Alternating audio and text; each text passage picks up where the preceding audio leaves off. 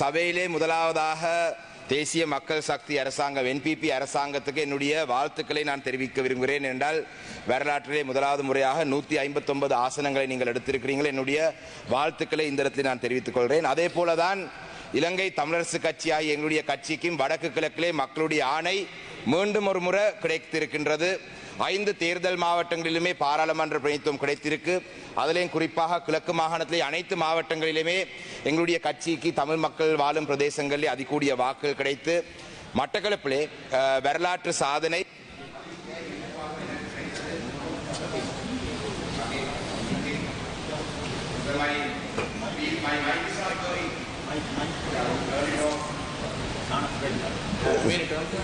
Yeah, sorry. Okay. I don't know where I even stopped. This is the third time I'm trying to start my speech. But anyway, மட்டக்களப்பிலேயும் கூட எங்களுடைய மக்கள் ஒரு வரலாற்று சாதனை எப்படி என்பிபிக்கு நாடு முழுவதும் 159 ஆசனங்கள் கிடைத்ததோ அதே போல மட்டக்களப்பிலே வரலாறிலே இந்த விருப்பு வாக்கு முறையின் கீழே அதிகூடிய விருப்பு வாக்குகள் 65,000க்கு மேற்பட்ட விருப்பு வாக்குகள் எனக்கு தந்து மட்டக்களப்பு மக்களும் நாடு முழுவதும் ஒரு அனுரனுடைய சுனாமி அடிக்கும் பொழுது மட்டக்களப்பு மாவட்டத்தில் மட்டும் அந்த சுனாமியை நின்று பிடித்து நாங்கள் அதிகூடிய வாக்குகளை எடுத்து அதிகூடிய ஆசனங்களை எடுத்திருந்தோம். நாட்டிலே ஜனாதிபதியினுடைய அண்மையிலே நடந்த அந்த உரை சம்பந்தமாக இந்த விவாதத்திலே நாட்டிலே சமத்துவம் என்றது முக்கியம். நாட்டிலே சமத்துவம் என்றது நாங்கள் வரவேற்கிறோம். ஆனால் ஜனாதிபதியினுடைய உரையிலே தமிழ் மக்கள் குறிப்பாக தமிழ் மக்களுக்கு மட்டும் உறுத்தான சில பிரச்சனை பற்றி அவர் சொல்லவில்லை. அந்த விடயங்களை பற்றி இந்த சபையிலே நான் சொல்லாமல் நினைக்கிறேன். ஏனென்றால் மீண்டும் ஒரு முறை இலங்கை தமிழரசு கட்சி வடக்கு கிழக்கின் தமிழ் மக்களுடைய பிரதானமான கட்சி என்ற அந்த அங்கீகாரத்துடன் தமிழ் மக்களுடைய சார்பிலே இந்த இடத்திலே நான் அந்த பிரச்சனையை நான் சொல்லாமல் நினைக்கிறேன். மிக முக்கியமாக தமிழ் மக்களுடைய அரசியல் கைதிகள் ஒரு அரசியல் காரணங்களுக்காக ஆயுதம் ஏந்தி போராடிய இந்த அரசியல் கைதிகள் இன்றும் விடுதலை செய்யப்படாத நிலையிலே சிறையிலே இருக்கிறார்கள். அவர்கள் ஆரம்பத்திலே பயங்கரவாத தடுப்பு சட்டத்தின் கீழே கைது செய்யப்பட்டு இன்று பல்வேறு வழக்கின் கீழே இருக்கிறார்கள். The PTA was used to arrest these political prisoners and to date these prisoners are rotting in prison. So I would like to urge the government to take immediate action to address this issue. The political prisoners of this country must be released. The government must take action. The National Integration Minister, the Prime Minister have also been very active in the past about the Prevention of Terrorism Act. But this morning, unfortunately, I saw a cartoon done by Namal Amarasinghe, the PTA, which is for Prevention of Terrorism Act. Today, the cartoonist has projected it saying power to Anura. So we don't want to see these sort of things happening in the public. The PTA was something that even the JVP or the NPP agreed to repeal. The NPP members joined a signature campaign across the island with us to repeal the PTA. But under your government also, this PTA has now been used. So I want to raise this matter because we don't want the government to be attacked on these sort of things. So the Prevention of Terrorism Act has been used. இதிலே கைது செய்யப்பட்ட இந்த அரசியல் கைதிகளுடைய விடுதலை சம்பந்தமாக அரசாங்கம் கூடிய கவனம் எடுக்க வேண்டும். அதே போலதான் காணாமாக்கப்பட்டோருக்கான நீதி இந்த விசாரணைகள் முன்னெடுக்கப்பட வேண்டும். விசாரணைகள் மட்டுமல்ல இவங்களுக்கான தண்டனை குற்றவாளிகள் தண்டிக்கப்பட வேண்டும். நாங்கள் தொடர்ச்சியாக சொல்லி வந்த விடயம் விசாரணைகள் மட்டுமில்லை உண்மை கண்டறியப்படுவது மட்டுமில்லை குற்றவாளிகள் தண்டிக்கப்பட வேண்டும். There has to be an accountability mechanism. So the previous government proposed a TRC. I don't know if you all are going to go ahead with it or not. We want to know the government's official position on the accountability project. There the Geneva sessions will come up. The UN Human Rights Council will take this up. But we want to know what the government's position on this matter is. We want accountability. Those who committed crimes against humanity, those who committed crimes against the Tamil people must be punished. We want to know the NPP stand on this matter. These are not issues. I mean, the NPP and the JVP should be accustomed to these issues because you all face similar issues with missing people. So therefore you must be sensitive to this matter. So we want to know what the government's position on these issues are. Furthermore, there are other issues as well, that the land issues. காணி சம்பந்தமான விடயங்களிலே கூடுதலான பிரச்சனை தமிழ் மக்களுக்கு இருக்கின்றது.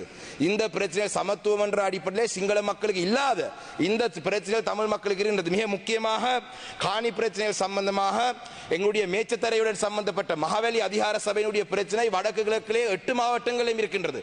மட்டக்களப்பிலே குறிப்பாக மயிலத்தமடு மாதவனை என்ற பிரச்சனை இருக்கின்றது. ஒரு மேச்சத்தரை பிரச்சனை. இதே போலதான் இந்த மகாவலி அதிகார சபையினுடைய பிரச்சனைகள் முல்லைத்தீவாக இருக்கட்டும் வவுனியாவாக இருக்கட்டும் எல்லா மாவட்டங்களிலும் திருவோணமலையிலும் இருக்கின்றது.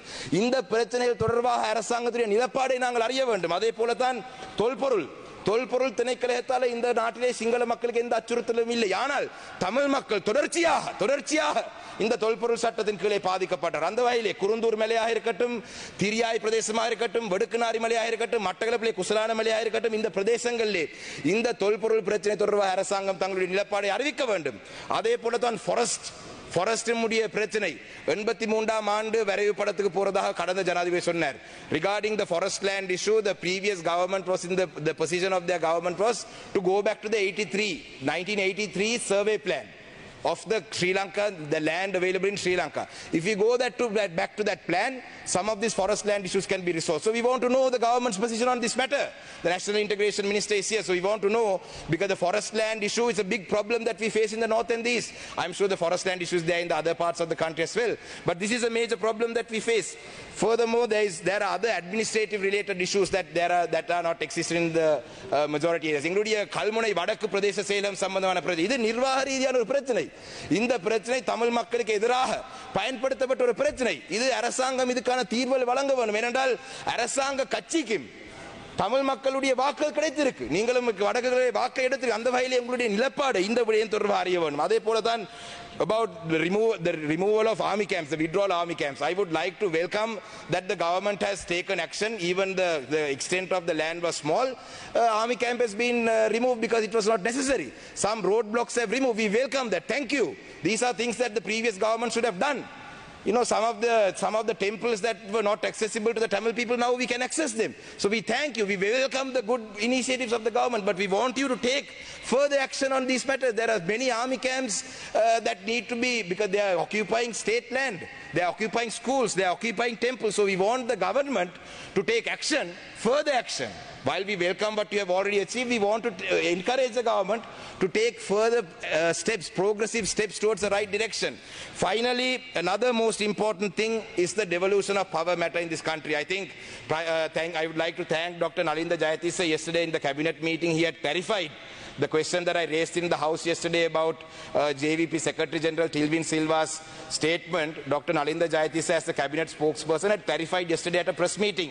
That is what I wanted. I was hoping that would happen in the parliament in the morning, but that was done. So thank you for that. We welcome the fact that you will have the provincial councils till you bring in a new constitution. But when you bring in a new constitution, you must remember that the Tamil people of this country we are a people. So people are entitled to political rights. In the north and the east, the percentage of the Sinhala people have increased by 1,200% in the district of Ampara. Since independence, the percentage of Sinhala people has increased by 1,200% in Ampara. Whereas in the rest of the country, it has only increased by 200%. In the district of Trincomalee, the percentage has increased by 700%, whereas in Gampaha, the Sinhala population's percentage has increased by 200%. So, therefore, the state-sponsored colonization projects for the last 75 years has changed the demography of the north and the east. Therefore, now since there are other communities living there, there is no right for any government to say that the Tamil people are not entitled to a political solution in this country.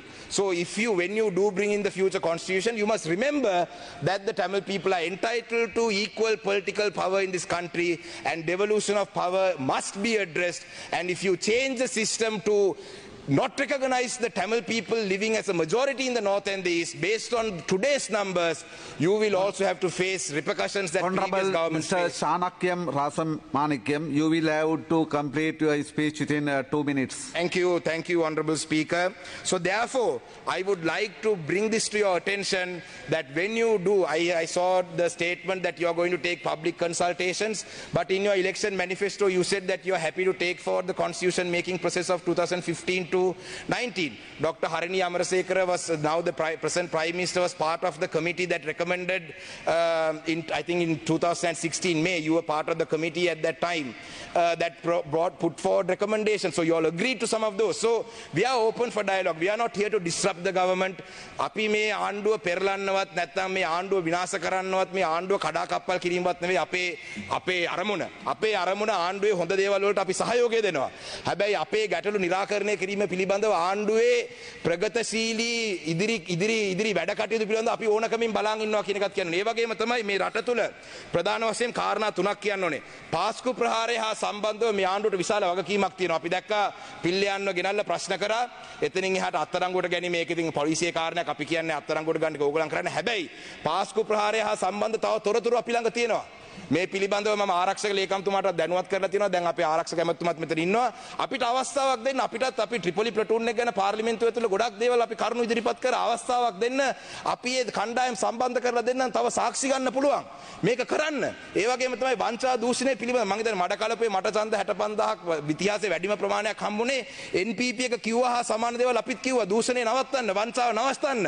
ඒ වගේ වංචනික දේවල් පිල්ලයන් සහ ඒ ආණ්ඩුව කරපු කාරණා 32ක් හිටපු අගමැති දිනේෂ් කුණුවර්ධනට මම දුන්නා. කිසිම දෙයක් කරේ නැහැ. ඒක නිසා දැන් ඉන්න අගමැතිතුමා හරි දැන් ඉන්න ජනාධිපතිවරයා හරි අපෙන් ඉල්ලගන්න. පිල්ලයන් කොහෙද ඉඩම් අල්ලගත්තේ? කොහෙද රටේ ඉඩම් දීලා සල්ලි ගත්තේ? අපි ගාව තොරතුරු තියෙනවා. මේව ගැන පරීක්ෂා පවත්වන්න. රටේ ජනතාව මේව දිහා බලාගෙන ඉන්නේ.